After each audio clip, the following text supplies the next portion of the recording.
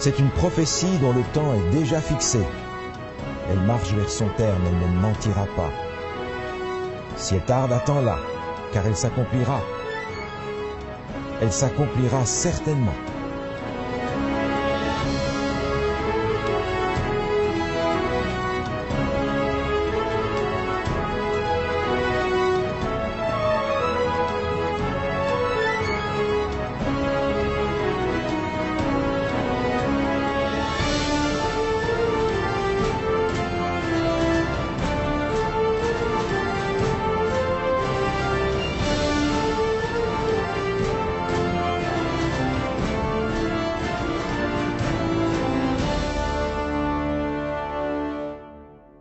Bonjour à tous et à toutes. Durant l'émission précédente du chapitre 7 du livre du prophète Daniel, nous avons découvert une prophétie couvrant une période de 1260 années, nous amenant jusqu'en 1800, en fait en 1798, tout près de nous, de nos jours d'aujourd'hui. Dans le chapitre 8, encore une fois, il y a une prophétie qui part de l'époque de Daniel et qui nous amène jusqu'à la fin des temps. Et nous voulons regarder en détail cette prophétie aujourd'hui. Et durant l'émission précédente, on a aussi mentionné que Jésus était notre juge et que c'était finalement une bonne nouvelle, le jugement, pour tous ceux et celles qui avaient accepté Jésus comme leur sauveur personnel. Donc j'invite le pasteur Scalier à venir me rejoindre pour étudier davantage le chapitre 8. Bonjour pasteur Scalier. Bonjour, bonjour. Donc Daniel a de nouveau une vision au chapitre 8. Tout à fait. Et de quoi nous parle cette vision? Alors cette vision du chapitre 8 a lieu quelques années après la vision du chapitre 7. Et Daniel va faire le lien très précisément entre cette vision du chapitre 8 et la vision précédente. Au début, il dit, moi Daniel, j'ai eu une vision en plus de celle que j'avais eue précédemment. Et celle est au singulier, faisant référence à la vision du chapitre 7. Donc dès le départ, Daniel va faire un lien étroit entre ces deux visions. La deuxième, celle du chapitre 8, va élaborer sur ce qu'on a vu déjà dans la première, au chapitre 7. Et puis il va nous présenter, cette fois-ci, deux animaux. On est de nouveau avec les symboles des animaux, et on a un bélier et un bouc. Il nous est dit ici, un bélier se tenait devant le fleuve, il avait des cornes, il avait une corne plus haute que l'autre. Et il nous est dit que ce bélier frappait de ses cornes à l'Occident, au Septentrion et au Midi. On découvre ici un animal encore, mais d'une nature différente, parce qu'il n'est pas composé de parties qui sont imaginaires. C'est un bélier. Et on n'a pas besoin de chercher ce que ça veut dire, parce que l'ange, dans l'explication, va nous dire ce que c'est. Et on nous met les choses au clair encore une fois. Directement, dans le même chapitre, au verset 20, il est dit, et c'est l'ange qui parle à Daniel et qui lui dit, « Le bélier que tu as vu, et qui avait des cornes, ce sont les rois des Mèdes et des Perses. » Encore un lien avec la prophétie du chapitre 7 et celle du chapitre 2. Avec une différence cependant ici, c'est que jusqu'à présent on a commencé avec Babylone. Maintenant on commence même pas avec Babylone, on commence avec les Mèdes et les Perses. Tout de suite. Et on peut se demander pourquoi. En réalité, on est ici quelques années seulement avant la chute de Babylone. OK. Dieu est en train de dire ici à Daniel, t'occupes plus de Babylone, c'est comme si c'était fini. On va tout de suite passer au point de repère suivant, qui est le royaume des Mèdes et des Perses. Et ce royaume vient, nous est-il dit, de l'Orient, et il frappe à l'Occident, au Septentrion qui est le Nord et au Midi. Ce sont les trois directions dans lesquelles il va s'étendre, venant lui de l'Orient. Et puis ensuite, il y a un bouc qui est présenté. Encore une fois, c'est pas une bête bizarre, c'est un bouc qui est présenté là, tout simplement, et qui est présenté comme étant puissant et qu'il avait une corne. Et puis sa corne va se casser. Le bouc devint très puissant, dit-il au verset 8, mais lorsqu'il fut puissant, sa grande corne se brisa. 4 grandes cornes s'élevèrent pour la remplacer aux 4 vents des cieux. Là encore, l'ange va lui expliquer ce que c'est et va lui dire, c'est le verset 21 un petit peu plus loin, le bouc, c'est le roi de Javan, un autre nom pour la Grèce. On va donc retrouver les éléments qu'on avait déjà précédemment comme des points de repère pour nous situer dans le temps avant de toucher à ce qui est le centre même de la prophétie qui est dans ce chapitre 8 et qui va venir dans la suite du texte. Lorsque je vous entends parler du bouc avec ses 4 cornes, ça nous rappelle au chapitre 7 le léopard avec les 4 têtes, ou au chapitre 2 En fait, le ventre et les cuisses de bronze, on parle des Grecs à ce moment-là. Et en fait, la suite, après la Grèce, on nous annonçait l'Empire de Rome. Et dans cette histoire, dans cette vision-là, où est-ce qu'on peut trouver Rome? Alors Rome vient juste après. Et l'emphase ne va pas être mise sur la Rome impériale cette fois-ci. Il nous est dit au verset 9, « De l'une d'elles sortit une petite corne qui s'agrandit beaucoup vers le midi, vers l'Orient et vers le plus beau des pays. » On a ici une difficulté en réalité parce que le texte a été traduit en fonction des présupposés de ceux qui ont fait le texte. Il y a un problème de grammaire ici dans ce passage. Okay. En réalité, un problème de concordance des genres entre les mots et les antécédents. En réalité, on ne peut pas dire de l'une d'elles. Si on dit de l'une d'elles, il est question d'une des cornes. Le texte précédent disait « 4 grandes cornes s'élevèrent pour la remplacer aux 4 vents des cieux. De l'une d'elles sortit une petite corne. » Mais la grammaire ne fonctionne pas dans l'original avec cette traduction-là. Okay. La seule traduction qui fonctionne et qui est logique par rapport à la grammaire du texte, c'est de dire de l'un d'eux, c'est-à-dire l'un des 4 vents des cieux. Okay. Sortit une petite corne. Alors on peut se poser, qu'est-ce qu'il y a une corne qui peut sortir du vent? Mais on est ici dans les symboles, encore une fois, on n'a pas non plus des lions avec des ailes. Donc étant dans les symboles, c'est pas étonnant qu'on ne cherche pas quelque chose qui soit purement réaliste, mais la grammaire nous oblige à nous référer aux 4 vents des cieux comme étant l'antécédent de cette petite corne-là. Et il nous est dit ici que cette corne va s'étendre vers le midi, vers l'Orient et vers le plus beau des pays. Dans le texte précédent, lorsqu'il était question du bélier, on apprenait qu'il allait à l'Occident parce qu'il était à l'Orient. Le bouc, nous disait le texte, venait de l'Occident. Mais ici, la Rome impériale est encore plus à l'Occident que la Grèce. C'est ce dont il est question ici dans seulement le verset 9, où on a une expansion, la Rome qui s'étend et qui conquiert. OK. Et puis il est question du plus beau des pays. Oui, quand on parle du plus beau des pays, c'est quoi ça? Ah ben vous devriez savoir quel est le plus beau des pays pour vous. Ah, c'est Saint-Georges-de-Beauce. Pour Daniel, le plus beau des pays, c'est son pays. Okay. C'est la terre promise, c'est Jérusalem. Okay. On comprend donc que l'Empire romain s'est étendu jusqu'à aller à Jérusalem et avoir possession de cette terre-là aussi. Finalement, le texte ne nous dit pas grand-chose par rapport à la Rome impériale. Est-ce qu'il y a une raison pourquoi? En réalité, le centre du texte arrive dans la suite du texte. Comme pour les visions précédentes, ces indications historiques sont des points de repère qui nous permettent de savoir à quelle époque on se situe. Le verset continue, au verset 10, il est dit, en parlant de cette corne-là, elle s'éleva jusqu'à l'armée des cieux, fit tomber à terre une partie de cette armée des étoiles et les foula. Elle s'éleva jusqu'au chef de l'armée, lui enleva le sacrifice perpétuel et renversa le lieu de son sanctuaire. L'armée fut livrée avec le sacrifice perpétuel à cause du péché. La corne jeta la vérité par terre et réussit dans ses entreprises. Donc c'est très grave, qu'est-ce qui se passe alentour de l'action de cette corne?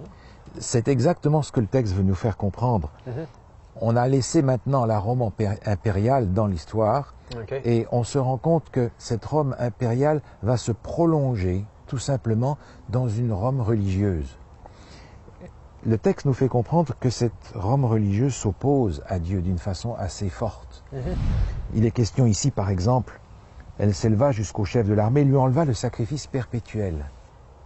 On est étonné parce que on voit ici que cette corne a pris le sacrifice perpétuel.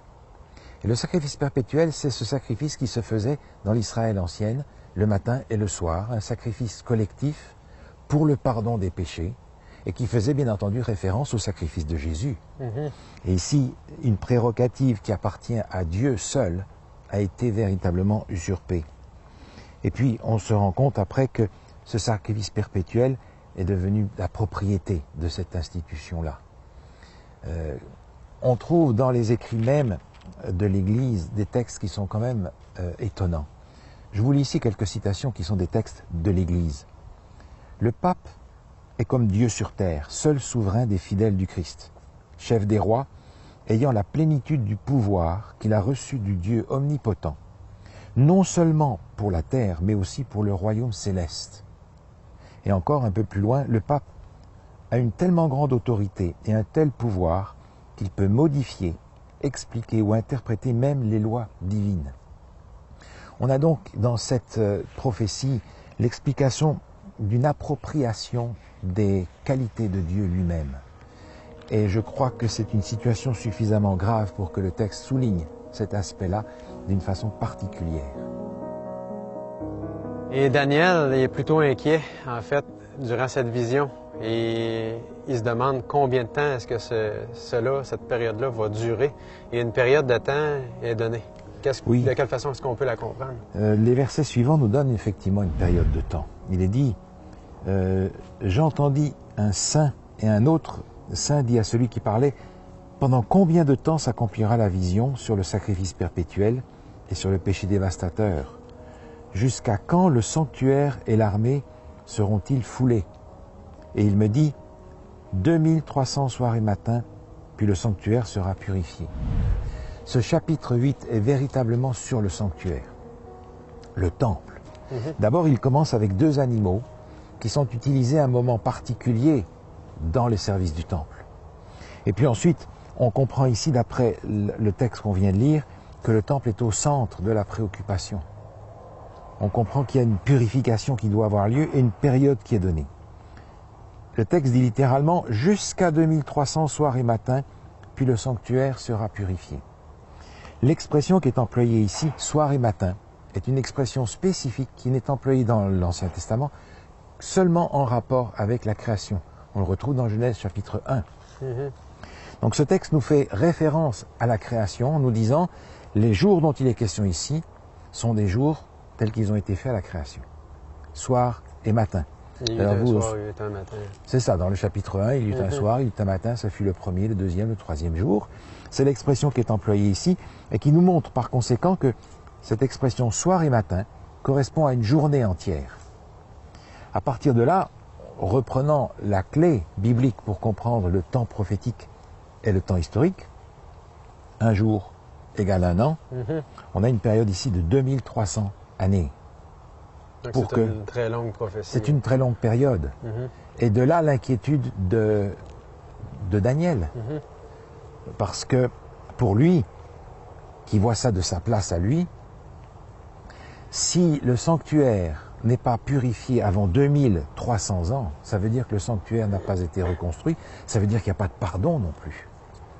Et c'est impensable pour Daniel qu'il n'y ait pas de pardon pendant toute cette longue période. Imaginez un instant, nous attendons le retour de Jésus, et imaginez qu'on vous dise « Ah mais le retour de Jésus, ça sera dans l'an 4316 ». C'est tellement loin qu'on n'arrive plus à imaginer. C'est le même effet pour Daniel ici. Par conséquent, il est inquiet de savoir ce dont il est question dans ce verset.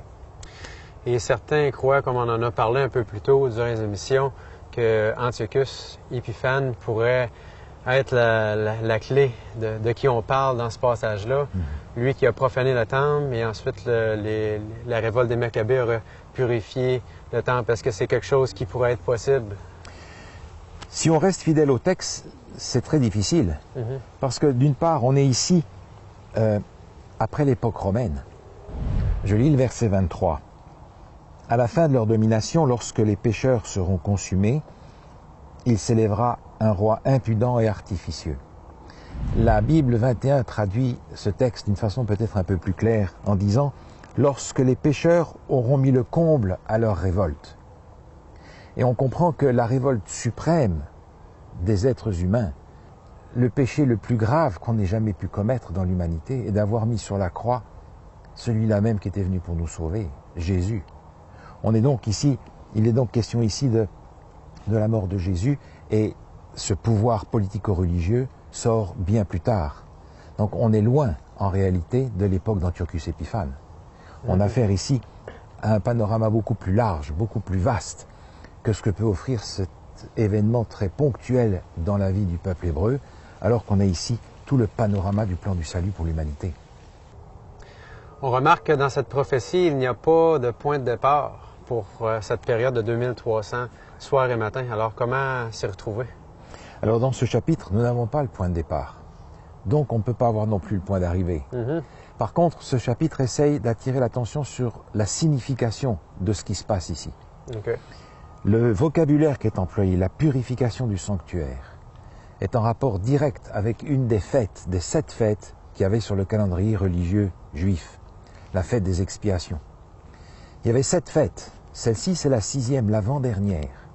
Et il en est question en détail dans le livre du Lévitique au chapitre 16.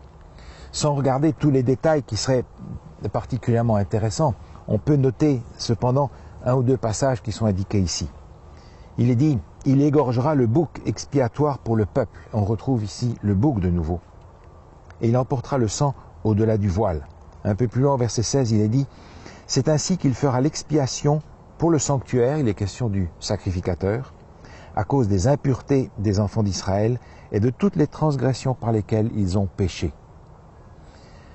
Dans cette fête particulière, unique dans toute l'année, le prêtre, le chef des prêtres, se rendait dans le lieu très saint du sanctuaire pour la seule fois de l'année. Il y allait avec le sang d'un bouc et il y allait de la part du peuple rechercher l'expiation, le pardon de la part de Dieu. Toute une préparation était associée à cette fête. Mais ce qui nous intéresse dans ce chapitre, c'est de voir qu'il y a une différence aussi entre le pardon et l'expiation. Parce que les Hébreux pouvaient obtenir le pardon tout au long de l'année. Ils allaient au temple, ils faisaient les sacrifices qui étaient requis et ils obtenaient le pardon de leurs fautes. Mais ici, on parle de l'expiation. La fête des expiations va plus loin que cela. Parce qu'à la fin de cette fête, il est question de transférer sur un bouc tous les péchés qui ont été pardonnés et que ce bouc subisse la conséquence mortelle de ces péchés. L'expiation va plus loin. L'expiation, c'est l'élimination de la cause du péché. On a donc dans notre texte ici une référence à la purification du sanctuaire, référence à la fête des expiations qui avait lieu dans le temple. Mais maintenant, nous ne sommes plus dans le temple, il n'y a plus de temple. Parce que même si nous ne connaissons pas la date de départ ou la date d'arrivée, avec une période de 2300 années, on va de toute façon arriver à une période où il n'y a plus de temple à Jérusalem. Donc de quel temple allons-nous parler? Du temple qui a été le modèle pour que Moïse puisse le construire. Dans l'Épître aux Hébreux, au chapitre 8, il nous est dit ce qu'il en est.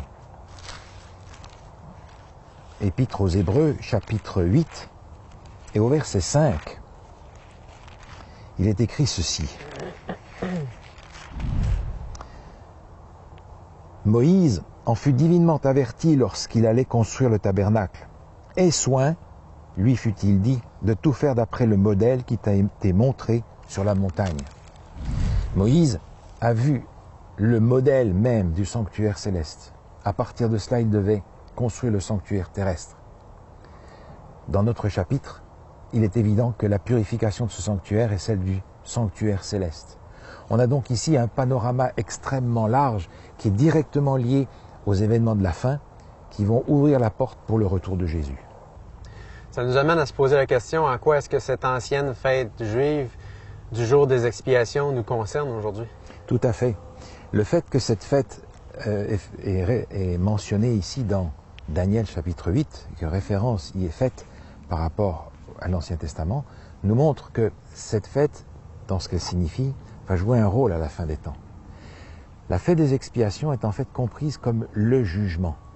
Et j'aimerais simplement vous lire un texte qui est issu de Jewish Encyclopedia et qui met le point sur cette précision-là. Dieu est assis sur son trône pour juger le monde, simultanément juge, avocat, expert et témoin. Il ouvre le livre des rapports qui est lu et où la signature de chaque homme est trouvée. La grande trompette retentit, d'abord doucement, puis les anges murmurent, c'est le jour du jugement. Donc la fête des expiations, ce moment où on va sonner de la trompette, du chauffard, la fameuse corne qui est transformée en trompette pour un jour solennel, met l'emphase sur le jugement. Et c'est très important parce que Jésus ne peut pas revenir sans que le jugement soit terminé. Il faut que dans le jugement, on sache qui a accepté Jésus comme son sauveur, qui s'est montré à la hauteur de sa profession de foi. Donc le jugement doit avoir lieu avant le retour de Jésus. C'est la raison pour laquelle ce jugement est extrêmement important pour nous, parce que nous sentons les signes des temps tout autour de nous, et nous pouvons imaginer que ce jugement va se passer peu avant le retour de Jésus. Maintenant, cette fête est en rapport aussi avec la création.